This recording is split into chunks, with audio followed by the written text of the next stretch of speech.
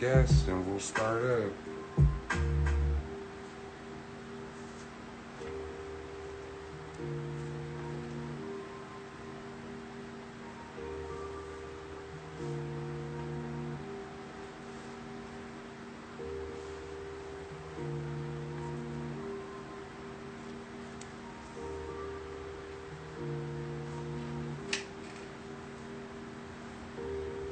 Yo, what's good? What's good?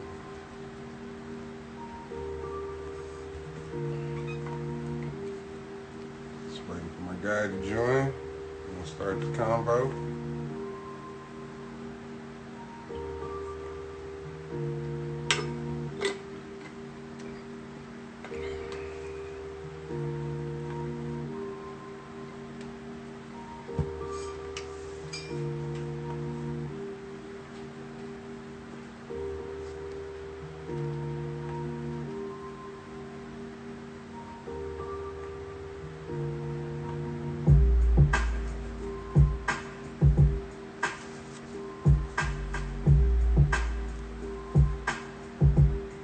Yes, man.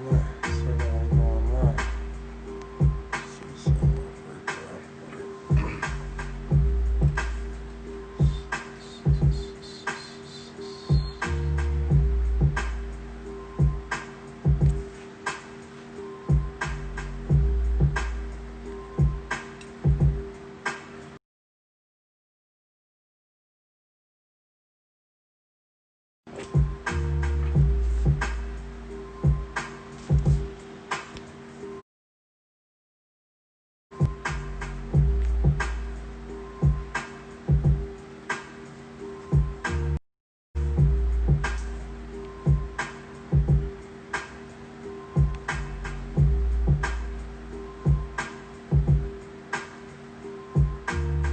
Yo.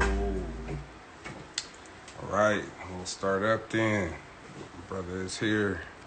Welcome to episode 46 of Chop 15 with Jay Walker. Hope everybody's having a good Monday. Hope you had a good weekend. We'll get right into it because my guest is here. One of the dopest MCs, writers that I know. Dude's got bars. He's got mad pen game. Met him probably about 11 years ago and followed him ever since. Brother's still doing his thing. Transitioned to A That's Dope. That's his name now, so we're going to go ahead and get into it with my dog.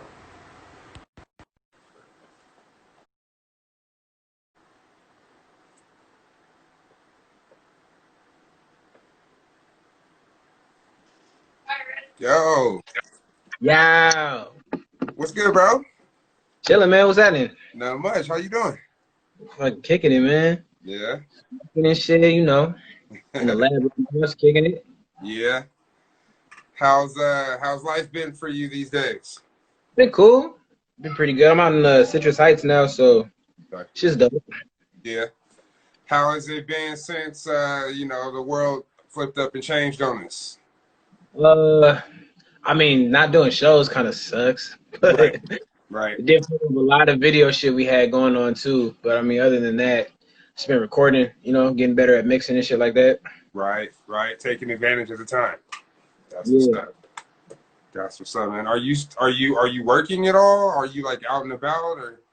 Nah, I was working for a minute, but I got let go. So I just been doing the unemployment shit and then focusing on music. So I figured now's the best time to do it. I mean, shit. Right. Smart man. I think there's a lot of people that are in your boat and mine where it's like you got this time now. It's like there's no excuses not to do the shit you've been wanting to do. You know what I'm saying? So Yeah. that's dope, man. How's the fam? I know you got a little one. How's the fam? She's good. She just turned 3, and my other son is 14, and my youngest son is 10. Okay, yeah, you got the tribe then. Yeah, exactly. We just chilling, man. It's good. They like it out here. When we first moved, because we moved down here like 3 years ago, and they were upset. But like now, they're just like, yeah, there's so much more stuff to do out here. I mean, they're kind of bummed out being in the house all day, but Right. doing his classes. My oldest plays soccer, so he's been going to soccer practice, and then my youngest does trumpet. Okay, that's what's up. Yeah, man, get them on the instruments early. Yeah. Yeah. setup so he can record in here if he wants. I just got to figure out how to record his trumpet without it like peaking and all that. Right, right. Yeah, that's just trial and error. You'll get it. Call it. So, man, how has besides besides being at the house and working on music, I know you've seen everything else that's been going on with the country and with protests and police accountability, police brutality. How do you feel about all of that? What's your opinion, or what have you been seeing or observing? Man, I mean, the police brutality been going on since like me and you was young. You know what I mean? Like, it sucks that it can be put on like a on a major scale and shit still not happen. Like, I understand Yeah, the frustrations of people. You know what I mean? Because like when it happened with Rodney King, it's like, oh shit, we got him on tape. Finally, we can get justice for it. And they were just like, oh nah, they good. Pay vacation, they straight. And then like with the exactly. whole lightning thing, like I agree with a lot of it. And some of it, of course, it's just like, hey, like, chill out on some shit. But at the end of the day, it's like, damn, how many years have we been going through it? Like I can't count how many times I've got pulled over for just being a nigga. You know what I mean? Like, so Right, right, that shit is frustrating after a while. right, right. And when I met you, you lived in South Lake Tahoe. How was that living up there? Because there's not too many brothers in South Lake on a regular basis. I mean, shit, now there's a couple, but yeah, back then it was just like me, my cousin, and like a couple, like I think like 6, 7 other people. Mm-hmm. I mean, we got pulled over a lot, but the cops were like semi cool. Mm-hmm. Like it would always either be one super dickish cop, and then the other one would be like, "Oh shit, I know them from being out because they live there too." Right. I mean, it's nearly as bad as it is like in inner cities. Like Mm-hmm. getting pulled over in Tahoe, I never was like, "Damn, I'm gonna get like beat up and thrown in the forest." But like you go down to LA, you just like, "Shit, I might get thrown in the wrong neighborhood." Exactly. Exactly. That's crazy. Now you're originally from Philadelphia, right? I'm originally from Cali. I used to go to Philly when I was younger. Okay. Okay. Now, did you live there? Did you live there at one point? I would just go up for the summers because my mom's from there. My mom and grandma. I got uncles and Got all that other you. shit too. So I would just be up there a lot. Okay. Okay. Where are you originally from then? Lancaster, California. Okay. Okay. Yeah, I always thought you were from Philly because you always talked about Philly when I first met you. So I didn't know if you was actually from out there or not. They should be in that big cabinet. If they're not in there, check the medicine cabinet. Yeah, we used to rep it pretty hard, especially when I was with my cousin, because that was just like our connection, the back home Mhm. type shit. Mhm. I haven't been back probably since I was like 15. Okay. I Now, remember. what ended up bringing you to South Lake? So I used to do graffiti like a lot down in Southern California. Some shit happened where one of the dudes I was doing graffiti with got caught up and then dined me out, so I got in trouble.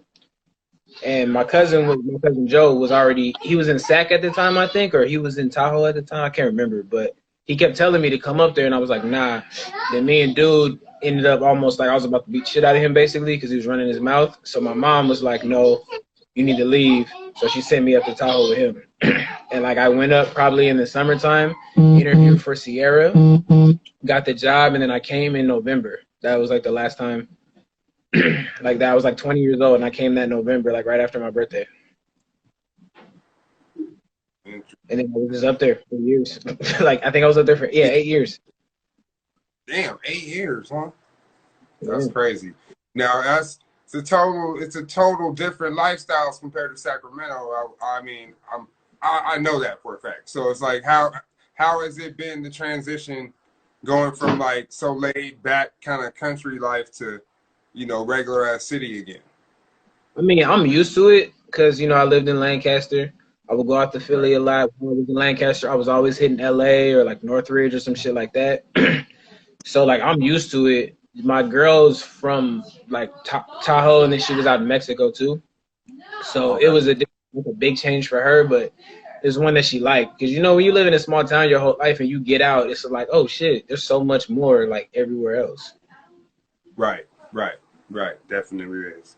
Definitely is. So man, so you said you you were into graffiti. I have seen you post stuff about drawing. Um, you've been drawing a long time, I assume. Yeah, like my whole life, I was into drawing. I got into graffiti probably at like 13, 14. Just watching like, Beat Street. Like that's the first time I saw Beat Street, and then like I was like, "Yo, that's kind of tight." And then I would just like see it, Right. driving up LA and on the freeway, on the off ramps, and all that other shit. And I just got into it like pretty heavy. Like that was my shit. Like that was because first it was dancing was what got me into hip hop, and then graffiti was what got me like fully into hip hop. And I didn't start rapping like and taking it serious. I started rapping at like 15, but I didn't take it serious till I was like 18 to 22. Mm-hmm. Okay. That's when I started actually like laying shit down and like learning the processes of like writing the 16, stringing together a whole entire song and learning about like breath control and concepts and cadences and all that shit. By the time I was like 22, that's when I started really getting into it. Right. Now you were in a group when I first met you. What was that? What was that group called back in the day? Project 71. There you go. Okay. Okay. Yeah. You still talk to any of them dudes? Just one of them actually. My brother Daisy, like me and him are still pretty cool. He's been sending me stuff that he's been doing because we use the same program. So I've been like helping him with mixing and all that other stuff. Right. Right. That's what's up. My bad. All good. All good. That's what's up, man. So you're more you're recording yourself obviously now. How's that Yeah, process been for you? I like it. I was going to a studio out here on like off of Fruit Ridge with Emo. Hmm. I was recording with him for a minute. It's just like so long I was doing it by myself, having somebody else like actually running shit, like which is weird for me.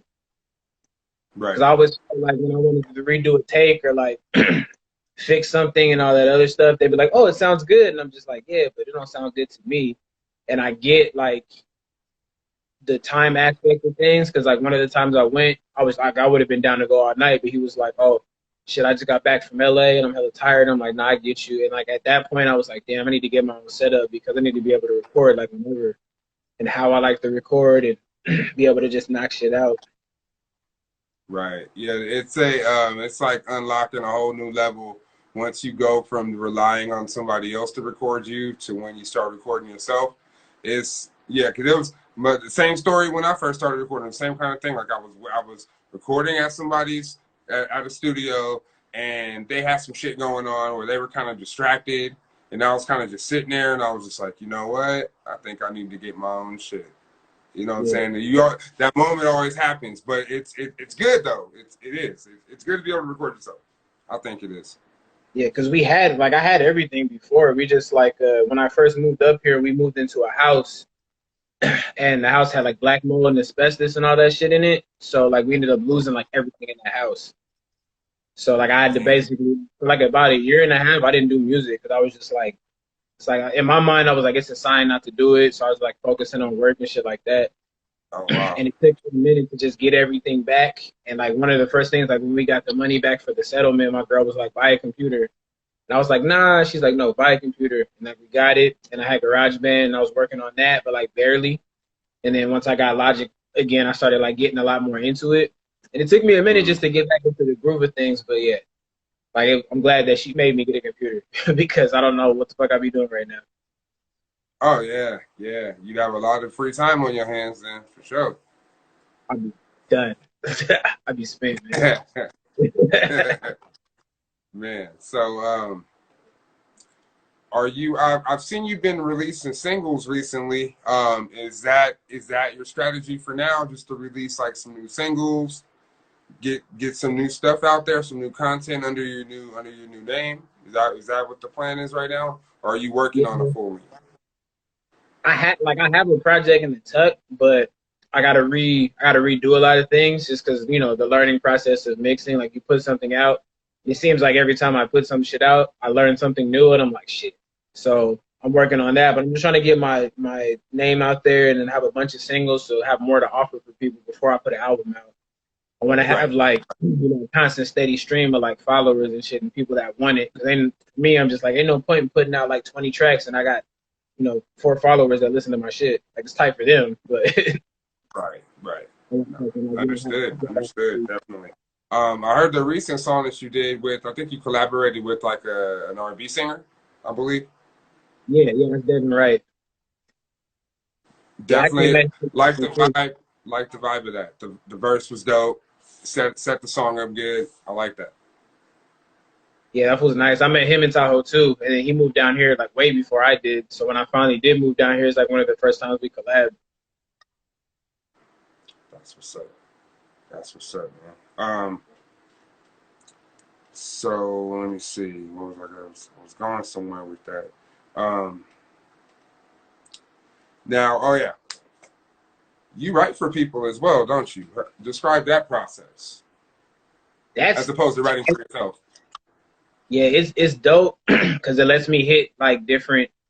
It lets me put out different things that I necessarily wouldn't put out myself, but I actually like. It makes me like hop into a different bag as far as it comes to like lyrics and style and all that. It's actually something that I really want to get into. Yeah, yeah. No, it's lucrative, and especially if you have the pen game to do it. It's just about getting around the right people. You know what I'm saying? So I mean, your lyrical ability speaks for itself, and if you're able to convey that for somebody else, I mean, that's a lucrative talent, bro. You know what I'm saying? That's some shit you can capitalize on. And it's tight because like like some of the people I write for, like I'll get to know them, like we'll talk and shit, and I'm just like, okay, kind of see what you're about, so then I can kind of convey like their personality into the 16. And like I did one for one of my friends, and he's like, damn, that's crazy. He's like, that sounds like something I would say if I was that good. And I'm just like, well, I'm doing it for you, man. Like, handle that. Nice. Almost That's what's up. like acting almost. Say what? Like it's almost like acting, like trying to find a role and shit like that and relate to True. a role you can act. Like I think that shit's so dope.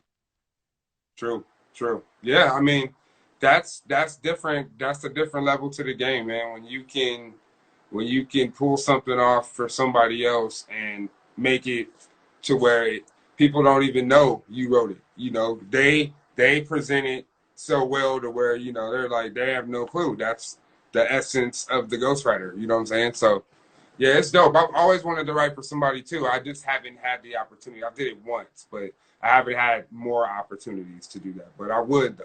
I would. Yeah, it's dope. It's a sick experience. Like it kind of like tests you in like more than one way, and it kind of opens up like it's like unlocking like certain potential that you didn't know you had. Because then you can like utilize that shit in your actual songs now too. Oh yeah, for sure, for sure. That brings like a new dimension. So the change in the name, going from Logic One to Hey, that's dope. What was the thought process behind that?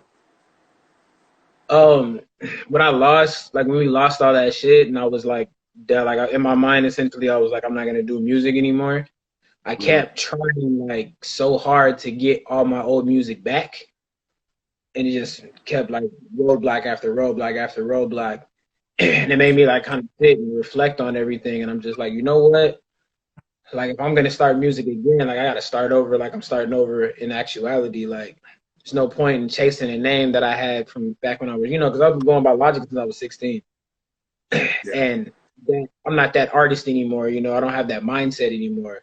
And I felt like that was one of the things that was gonna hold me back, was trying to hold on to the old me for so long as far as music went. Mm-hmm. And I was like, shit, if I'm gonna keep making music, like I have to go and use a different name just to like have that clean slate again and start fresh and not have to deal with the repercussions of like, okay, well shit, there's another Logic already, and then oh shit, well what's the one for? Like, why do you use Logic? You're biting him, and then I have to tell the whole story every time that I tell somebody my name is annoying. And I'm like, I'm good. Right. Right. So did you ended up losing all your old stuff, so you don't have any of your old stuff, or just the stuff you put out? Like I have maybe shit like that.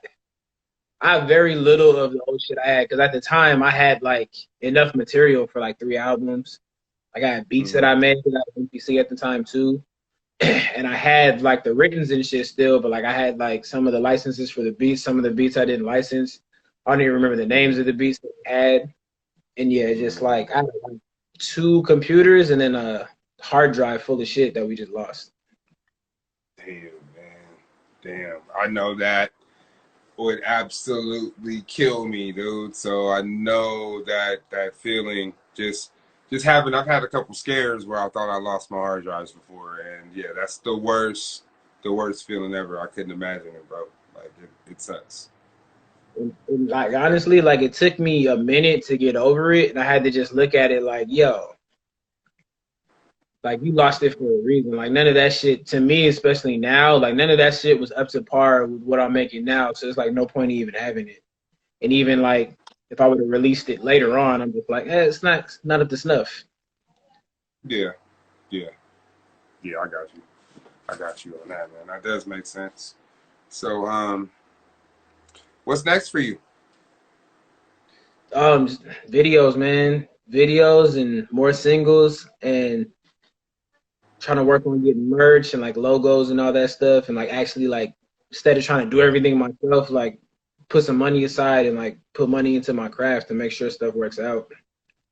Right, right, for sure. Just like you know what, like there's people that get paid for this shit for a reason. Like I got JBNB doing artwork for me, so I'm like, yeah, that's a lot easier. Yeah, yeah. Hey, that's definitely a good resource to have. Shout out to JB. I have worked with him as well. He's got quality work, man. So definitely, if you know people, it's always good to reach out to people if you can. But I mean, it doesn't hurt to learn to do shit yourself either. You know what I'm saying? Like you did with the recording. But I mean, you also gotta. It's good to learn shit and do it yourself, but it's also good to know when, hey, maybe I should reach out to somebody else for this one. You know what I'm saying? So it's that line to walk, but being able to do it is, better than being 100% like, damn, I got to do this shit on my own, and maybe your artwork ain't what your vision is. You know what I'm saying? You got a vision, but can you make that vision all the time? You know? Yeah, and I don't even have to tell him. I just give him the song, and I'm like, yo, just if you figure out something, let me know, and then kick him down bread. He always comes back with quality shit, so I'm like, that works. Yeah, yeah. Um, you said a logo. Are you in the process of putting one together? Or? Yeah, I linked up with a dude on Instagram that does like a lot of dope ass hand styles. Right. So and it works with him. And then I drew some shit too for a logo, but I still want to get one made. Like I have it kind of like for some merch shit that I drew because I feel like when people buy merch from artists, when they find out the artist actually made the artwork on there, it kind of means a little bit more to them. So I always have stuff like that for the fans and shit like that. But I like getting stuff that don't look like I did it because it looks better to me at least. Because I'm like when you're an artist, you're the biggest, critic on everything you do. So I always knew I could draw, but like I would see other people's stuff, I'm like, damn, this was killing me right now. So working with other people is definitely tight too, because they can work the ideas that you have and make them like 10 times better for the most part. Right. Right. That's what's up, man. Well, shit, bro. I ain't gonna keep you too much longer, man. Is there anything else you want to say before we, before we sign off or anything? Nah, man, just shouts to you. Thanks for reaching out, man. Like I told you, I've been a fan since the Calabata Sound, baby. Oh man, well, shit. I mean, I appreciate that, bro. And you've been a person where I've followed, you know what I'm saying, and I've followed you. Like you said, you kind of went dark for a while, but then you popped back up, and I was like, yeah, there you go. Okay, you back with it. You back at it. So yeah, I've always admired your work. Still want to do more shit with you, man. Anything you need, bro, beats, whatever. I got you. Um, just just on the strength, bro. You know what I'm saying? We go back and I dig your shit. So I mean, if there's anything I can do to help you out, man, don't hesitate to reach out. Hell yeah, man. I got like a bunch of shit in the works. So I mean I'll be sending you some stuff pretty soon, man. That's what's up, bro. That's what's up. Well, shit, man. Take care of yourself, man. Keep grinding, man. Like I said, I'm watching you out here, man. I'm liking everything you're doing. I can hear the progression in the lyrics. If you're recording everything that you're doing right now, it sounds good. So continue where you're going. You know what I'm saying? So salute, man. That's all I can say, bro. You know what I'm saying? Man. Well, shit, man. Like I said, I ain't gonna keep you too much longer. Thank you for your time, and stay up, bro. Like I said, man, get at me. Like I said, whatever you need, I got you. All right. Appreciate you, Lefty. All right, man. Easy. Peace. All right, y'all. All right. I want to give a shout out to my brother Chris, aka Hey That's Dope. I want to thank him for making time this evening to kick it and let us know what he's got going on. Appreciate all you guys for stopping by, tuning in for a sec. I will be back tomorrow at noon with one of my oldest friends, my boy Jason Tobias. He is an actor from Los Angeles, and I definitely want to talk to that dude and see how life has been as an actor during this pandemic. So if you want to check that out, I'll be back tomorrow at noon, early one, and we'll be talking about that. So once again, thank you guys for tuning in. I'll see you tomorrow. Stay safe, stay aware, and take care of yourself. I'll see you Friday, hen. Peace.